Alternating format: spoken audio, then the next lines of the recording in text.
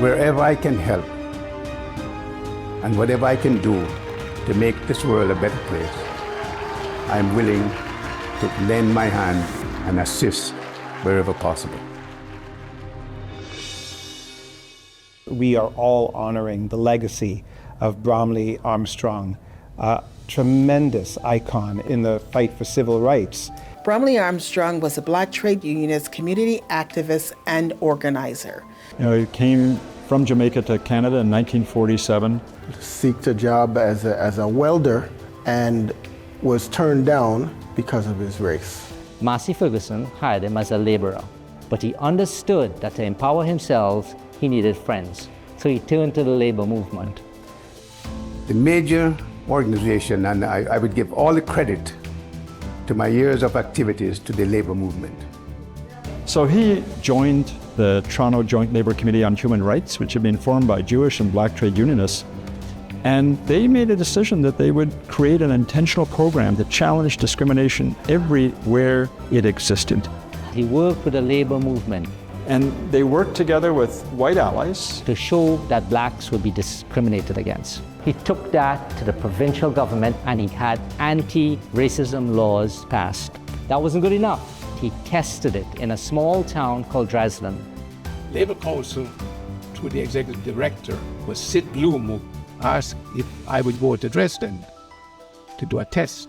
Okay, so I went to meet Sid Bloom and he told me about Dresden and he asked me to take part. He showed that proprietors of restaurants were flouting the law.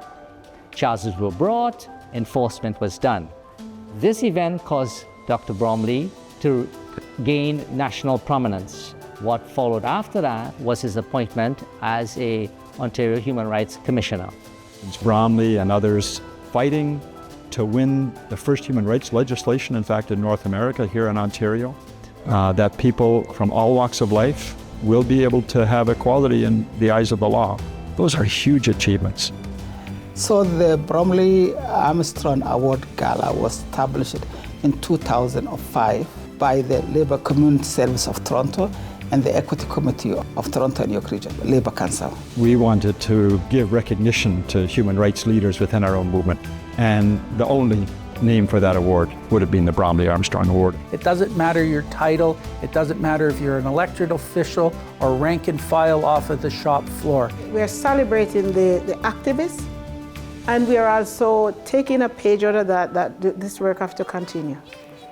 I'm feeling like he's telling you, Nicholas, you're on the right path. The work started by Bromley is so important today because systemic racism is alive and well in Canada.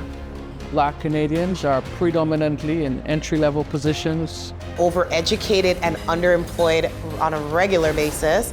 One side of employers filled with white people making decisions for workers on the other side who were very diverse. People was afraid.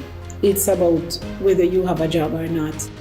You have to ask people who think that racism does not exist within the union, you're all equal, to change policies and procedures that they feel is fine anyway, and then get a vote of over 60%. Refugees who are coming to this country, they are not getting enough of opportunities and work to survive. We continue to face challenges around the concept of policing in the Black community. Challenges in regards to equitable health care in the Black community.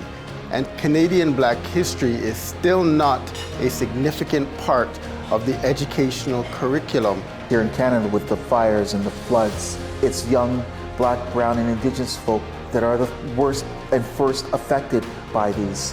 White people set up the systems that we have that cause the barriers, and we're not all doing what needs to be done to dismantle them. So we know what needs to be done. And when we work together, there is absolutely nothing that we can't do. We need to be bolder in how we access justice, and we need to be intentional on how we choose to do that. To stand up, to fight for those workers, to train them, to mobilize them to even speak up. So we need to start creating good jobs that are good for the environment, to make sure that we hire children from the communities that are most affected. Connect and organize Indigenous workers in the workplace, on the streets, and in our communities. We want to see that inclusion in the union and in the workplace more. How do we be better? How do we do better? Having the Labor Council and the community services work together to develop a framework that can help locals put in an emphasis on anti-racism work within bargaining is the right way to go. And to work with the unions to dismantle the systemic racism within those unions. So disrupt, dismantle, move forward. So we need each other to do that. We need all the white brothers and sisters, not just being allies, but co-conspirators. Movement building for social justice, it's an ongoing process. We're the future generation. We should take up the baton and start to run with it.